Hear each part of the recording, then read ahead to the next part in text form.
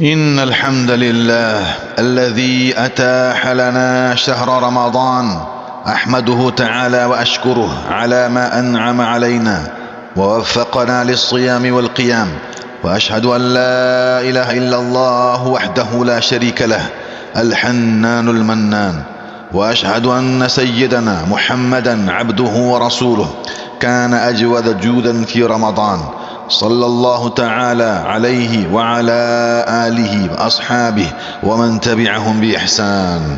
أما بعد، فيا معاشر الصائمين، أوصيكم ونفسي أولا بتقوى الله عز وجل وطاعته والتمسك بسنة حبيبه صلى الله عليه وسلم.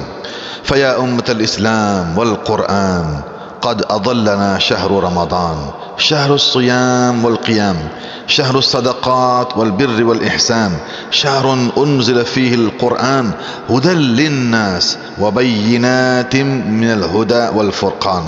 الله أكبر. متعنا الله بسعاداته وكراماته وبركاته. أما فضل الصيام عباد الله، فيقول الرسول صلى الله عليه وسلم: لكل شيء زكاة، وزكاة الجسد الصوم، والصيام نصف الصبر. رواه ابن ماجه رحمه الله. وأما تلاوة القرآن الكريم فهي مناجاة العبد لخالقه، فيكفي لفضيلتها أن القرآن أنزل في هذا الشهر، شهر رمضان، فتلاوة القرآن في هذا الشهر أعظم درجة وفضيلة عند الله عز وجل من غيره. فقال تعالى في جزائه، أخبر سبحانه في جزائه: إن الذين يتلون كتاب الله وأقاموا الصلاة وأنفقوا مما رزقناهم سرا وعلانية يرجون تجارة لن تبور. الله أكبر. ويقول الرسول صلى الله عليه وسلم في ذلك: الصيام والقرآن يشفعان للعبد يوم القيامة. اقرأوا القرآن فإنه يأتي لأصحابه، فإنه يأتي لأصحابه شافعا لأصحابه يوم القيامة. رواه الإمام أحمد والطبراني والحاكم رحمهم الله.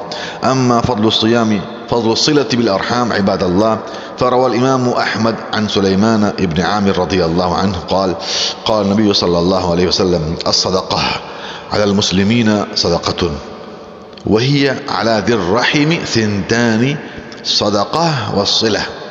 الله أكبر. وبالله التوفيق. أما في فضل الإنفاق فيكفي لنا قوله سبحانه: وما آتيتم من زكاة تريدون وجه الله فأولئك هم المضعفون. الله. وكان رسول الله صلى الله عليه وسلم أجود الناس جودا في رمضان. نسأل الله التوفيق. اللهم ارزقنا شفاعة الصيام والقيام وشفاعة القرآن يا الله يا رحمن، آمين يا رب العالمين. أقول قولي هذا، أستغفر الله لي ولكم ولجميع المسلمين والمسلمات من كل ذنب وخطيئة، فاستغفروه إنه هو الغفور الرحيم.